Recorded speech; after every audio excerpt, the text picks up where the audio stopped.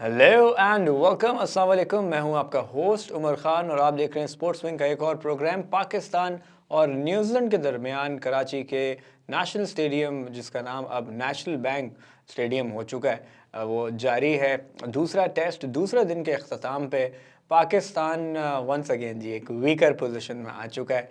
दिन का आगाज़ हुआ 309 पे 6 आउट थे और दिन का शुरू भी पाकिस्तान के बड़े अच्छे फेवर में हुआ। वंडर बॉय नसीम शाह ने इश सोडी को शुरू में ही आउट कर दिया बगैर कोई रन ऐड हुए 309 पे ही 7वीं विकेट गिर गई न्यूजीलैंड की और लग रहा था कि पाकिस्तान यहाँ 350 से पहले पहले पकड़ लेगा न्यूजीलैंड की टीम को, लेकिन न्यूजीलैंड की टेल के कुछ और इरादे थे। फिर ऑफ कोर्स क्योंकि टॉम ब्लंडल क्रीज पे मौजूद थे, बड़ी अच्छी फाइटिंग इनिंग खेली उनका, टिम साउदी ने साथ दिया। 8वीं विकेट पे 31 रन ऐड हुए और 440 पे 8वीं विकेट गिरी जब आगा सलमान ने टॉम ब्लंडल को बोल्ड करके आउट किया। उसके बाद आगे की अगर बात करें तो टिम साउदी ज़्यादा कोई डैमेज करे बगैर आउट हो गए, आगे निकल के अबरार को मारना चाहते थे, स्टंप आउट हुए और सरफराज ने फाइनली एक अच्छा टेक लेके टाइम पे विकेट्स गिरा दी, जिसके बाद 445 पे नॉट हो गए। अब तो जी सब कंफर्म थे कि जी 450 350 360 तक आउट हो जाएंगे, लेकिन ऐसा नहीं हुआ जी।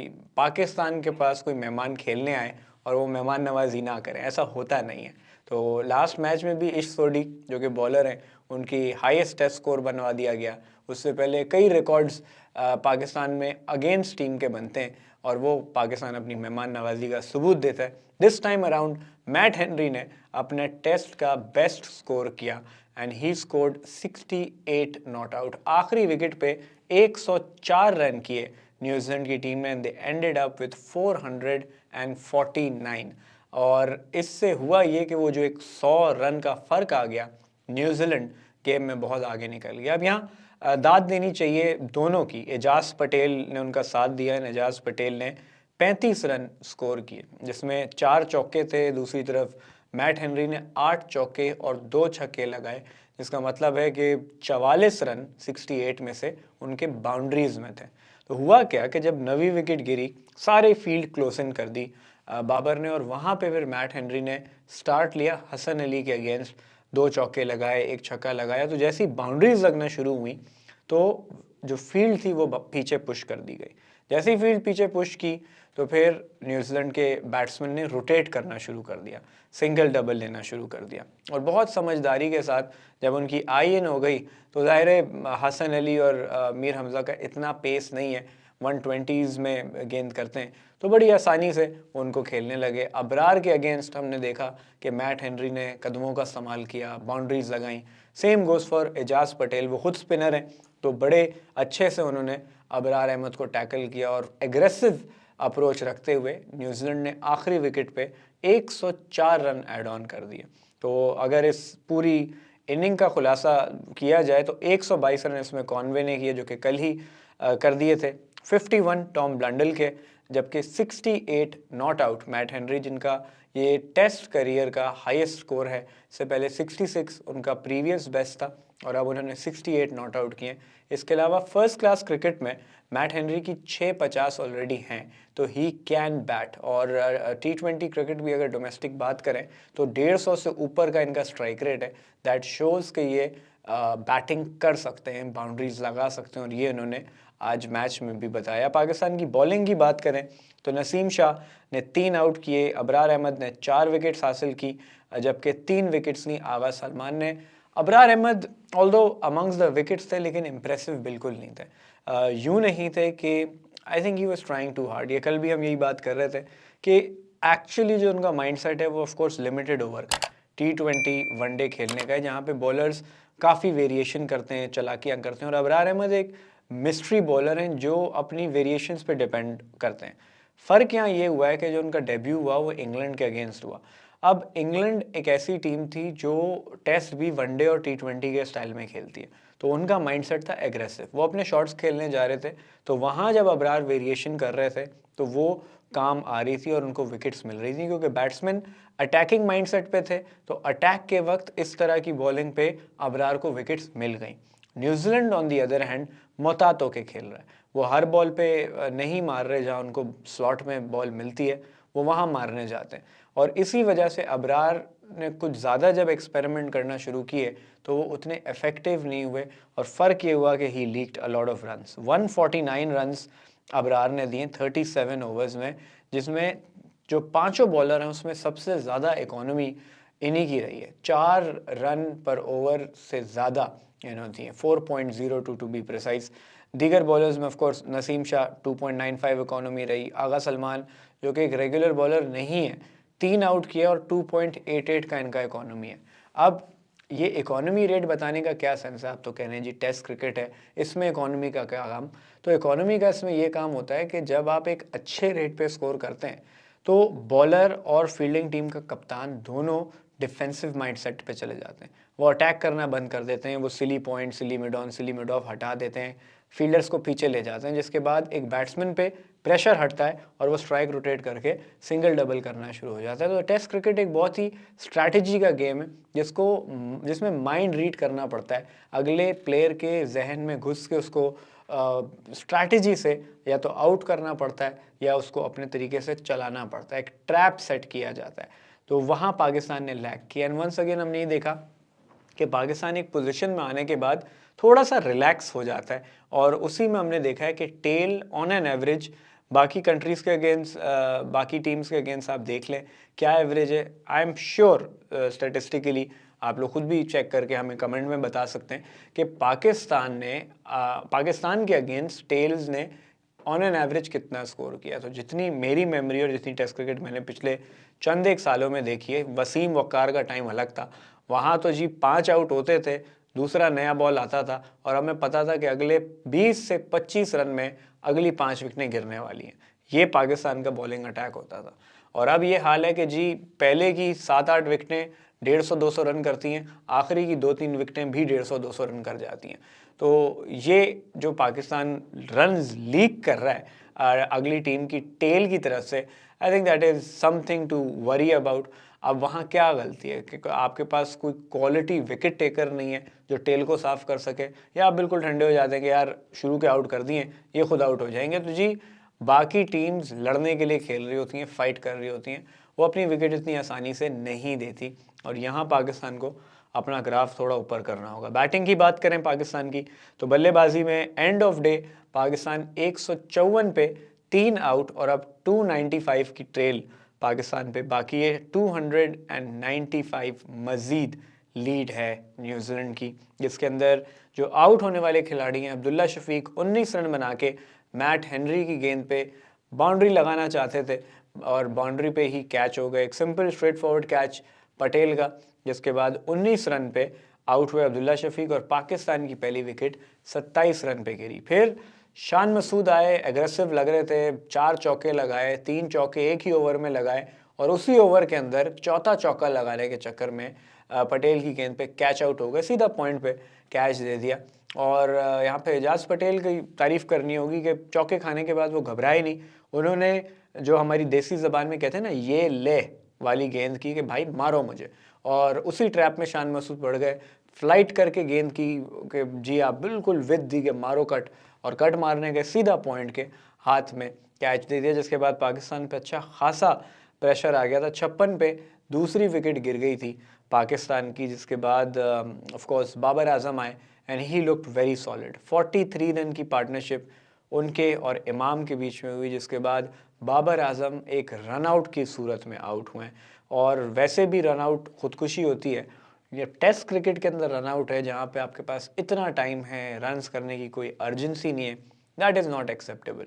हुआ क्या, इमाम उल हक ने मिड विकेट की तरफ क्लिप किया, 2 रन किए, तीसरे रन की बाबर आजम ने कॉल की और जब वो आधी विकेट से ज़्यादा आ गए इमाम इनिशियली भागे, लेकिन जैसे ही उन्होंने फील्डर को देखा बाबर आजम उस वक्त बिल्कुल उनके बराबर में खड़े थे, इमाम ने नो कह दिया और बाबर आजम आउट हो गए।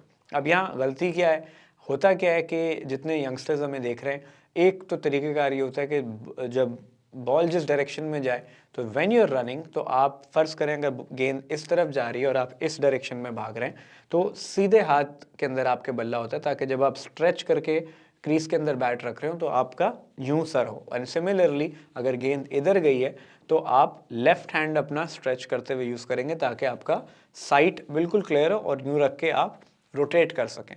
कभी भी अक्रॉस हैंड अगर आप करेंगे तो यहाँ आपका जो फ्रैक्शन ऑफ 1-2 सेकंड का फ़र्क आएगा, उसमें आपने देखा है कि 1 सेकंड की मार्जिन से ही लोग रन आउट होते हैं। खैर अगर इस रन आउट को अगर आप देखें तो बैट तो दोनों प्लेयर्स का हाथ में ही था। गलती कहाँ की? बाबर ने तीसरे रन की कॉल की, इमाम उनकी कॉल को रिस्पॉन्ड करने की जगह शुरू में भागे, जैसे ही उन्होंने फील्डर को देखा उन्होंने नो कर दिया।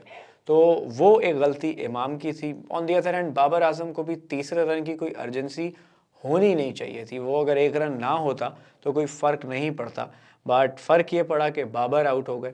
99 पे तीसरी विकेट गिर गई, लेकिन अब इमाम पे बड़ी जिम्मेदारी भी है कि जी उन्होंने कप्तान को रन आउट कराया, तो अब बड़ी बारी खेलें और पाकिस्तान को इस मसले से बाहर निकालें।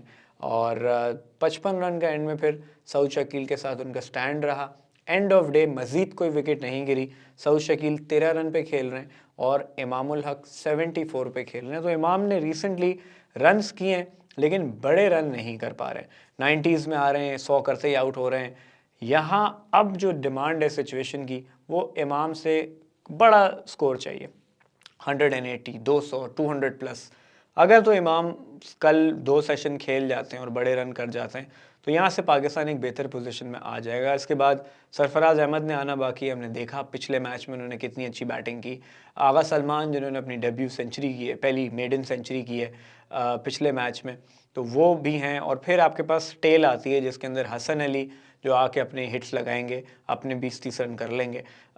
फिर नसीम शाह हमने देखा है जी अफगानिस्तान के मैच में, ही कैन बैट। आप वो अपने आप को प्रॉपर ऑलराउंडर कैटेगरी में गिनते हैं। फिर मीर हमज़ा की फ़ाइट हमने पिछले मैच में देखी कि वो विकेट पे स्टे कर सकते हैं, while Abrar Ahmed can also play a few shots. हमने देखा इंग्लैंड के गेम में जब आके उन्होंने एंडरसन और वुड को टैकल करके बाउंड्रीज हासिल की। तो पाकिस्तान यहाँ पे जहन एक ही है जी कि कल से कम से कम कल के 2 सेशन पाकिस्तान ज़रूर बैट करे। 2 सेशन बैट करता है तो वी लुकिंग एट लीस्ट 350, क्योंकि 350 के अंदर अगर पाकिस्तान आउट होता है इसका मतलब है कि आपने पूरे के पूरे सिचुएशन न्यूजीलैंड के हाथ में टेलर मेड रख दी है।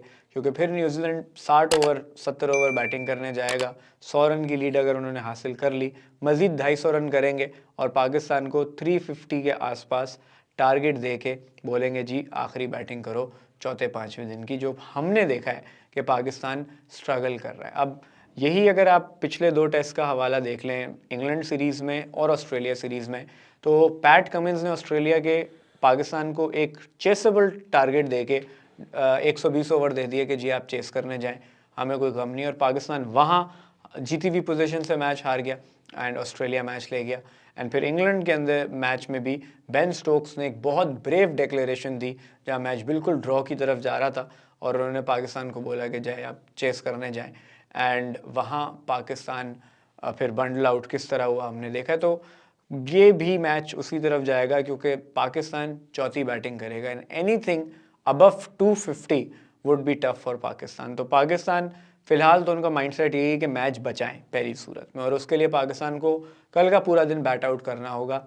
बॉलिंग की बात करें अगर, तो हमने देखा है रिवर्स हो रहा है, रिवर्स स्विंग हो रहा है। 47 ओवर पुराना गेंद है, तो कल का मॉर्निंग सेशन अच्छा खासा बॉल स्विंग होगा। टिम साउदी, मैट हेनरी काफ़ी ख़तरनाक होंगे। ब्रेक अब तक इतना नहीं देखा गया, स्पिन इतना नहीं हो रहा, लेकिन कुछ बॉलें बाउंस कर रही हैं, कुछ बॉल लो रह रही हैं। तो ऐसी सिचुएशन में कि हमने देखा है कुछ न्यूजीलैंड की विकेट भी ऐसी गिरी हैं जहां बॉल लो हो गई और बैट्समैन बोल्ड हो गया। ऐसी सिचुएशन में बोल्ड और एलबी के काफ़ी चांसेस होते हैं कि बैट्समैन एक बाउंस की एक्सपेक्टेशन में खेलता है और बॉल नीची रह जाती है। तो ये भी पाकिस्तान को देखना होगा, बट फिलहाल ज़्यादा आगे की ना सोचें, सेशन टू सेशन चलें, छोटे छोटे अपने आप को टारगेट्स दे दें कि कल मॉर्निंग सेशन में 80 रन करने हैं, कोई विकेट नहीं देनी है। दूसरे सेशन में मैक्सिमम 1 विकेट देनी है, 80-85 रन करने। जैसे जैसे आप इनकी ट्रेल के करीब आ जाएंगे, फिलहाल 295 रन की है, पहला टारगेट दें कि ट्रेल को 200 के नीचे लाएं, दूसरा टारगेट दें कि 100 के नीचे लाएं। और अगर by the time Pakistan 350 cross करता है और पाकिस्तान की 5 या मैक्सिमम 6 विकेट्स गिरी हुई हो, तो फिर Pakistan will start to believe कि हाँ हम ये ट्रेल बराबर कर सकते हैं, क्योंकि पिछले मैच में न्यूजीलैंड ने पाकिस्तान के 438 के बदले में 612 रन कर दिए थे और एक पोजीशन में आ गए थे। पाकिस्तान के यहाँ से 600 रन करना थोड़ा मुश्किल है। वो सूरत में हो सकते हैं कि इमाम डबल सेंचुरी कर जाएं, आगा सलमान, सरफराज और सऊद शकील में से कोई 2 बल्लेबाज सेंचुरी कर जाएं, तब 600 रन हो सकते हैं। लेकिन ये बड़ी आइडियलिस्टिक सिचुएशन है। न्यूजीलैंड वाले खेलने आए, जीतने आए, ये दूसरा टेस्ट है। उनका माइंडसेट ड्रॉ का बिल्कुल नहीं है, वो रिजल्ट के लिए आए। पिछले मैच में भी हमने देखा 138 चेस करते हुए, अगर वो बैड लाइट ना होती वो 9 रन एंड ओवर 138 टेस्ट में कर जाते। तो लेट्स सी क्या होना है। अभी नए गेंद में तकरीबन 33 ओवर बाकी हैं, लेकिन उस 33 ओवर से पहले जो मॉर्निंग सेशन का पहला 1 घंटा है वो बॉल रिवर्स स्विंग करेगा। काफ़ी डिफ़िकल्ट होगा। पहले 1 घंटे में अगर न्यूजीलैंड 2-1 आउट कर जाता है, उस सूरत में पाकिस्तान का 350 करना भी मुश्किल है एंड पाकिस्तान फिर बिल्कुल बैकफुट पे आ जाएगा। फिलहाल सारी होप्स हैं इमामुल हक से, 74 पे नॉट आउट खेल रहे हैं, सऊद शकील साथ दे रहे हैं। ये पार्टनरशिप कल का पूरा सेशन खेल जाती है बगैर किसी विकेट के नुकसान पे, देन पाकिस्तान कैन रीअसेस। फिलहाल डिफेंसिव माइंडसेट होगा पाकिस्तान का। न्यूजीलैंड के पास बहुत रन पड़े, वो अटैक पे जाएंगे, वो एग्रेसिव खेलेंगे, चौके लगते हैं लगे, उनको परवाह नहीं है। लेकिन अब तक इश सोडी का रोल नहीं देखा गया, उनसे इतनी गेंद नहीं कराई। 47 ओवर में सिर्फ 4 ओवर इश सोडी ने कराए, 7 ओवर एजाज पटेल ने कराए और मेजॉरिटी बॉलिंग ब्रेसवेल से कराई है जो कि ऑफ स्पिनर हैं। तो कहीं ऐसी बात तो नहीं कि फास्ट बॉलर्स को यूज़ करते हुए जो रफ़ है वो रफ़ क्रिएट किया जा रहा हो ताकि फिर इश सोडी और एजाज पटेल उस रफ़ में गेंद करके पाकिस्तान को ट्रबल कर सकें। क्योंकि एंड ऑफ द डे चौथी बैटिंग और आखिरी बैटिंग पाकिस्तान ही की होगी और उसके लिए फिर मसला 5वें दिन तक बढ़ जाएगा, क्योंकि फिर ब्रेक भी हो रहा होगा, परेशानियां भी होंगी। सो लेट्स सी यहाँ से मैच आगे किस डायरेक्शन में जाता है। फिलहाल न्यूजीलैंड कंट्रोल में है, पाकिस्तान ड्रॉ करके मैच बचाने की अभी तो माइंडसेट में अगर आ जाए तो बहुत बड़ा डिज़ास्टर होगा, लेकिन बैक ऑफ द माइंड उनके पहली चीज़ यही होगी कि हम मैच को सेफ करें और सेफ करने के लिए they have to score at least 400। So देखते हैं कल के दिन में क्या होता है। आपका कोई सवाल हो या कोई बात शेयर करना चाहते हो तो कमेंट सेक्शन में हमारे साथ ज़रूर शेयर कर सकते हैं। साथ ही साथ हमारे चैनल को सब्सक्राइब करना ना भूलिएगा। अपने होस्ट उमर खान को दीजिए इजाज़त। आपसे मुलाकात होगी कल with review of day 3। Till next time, keep smiling, stay safe.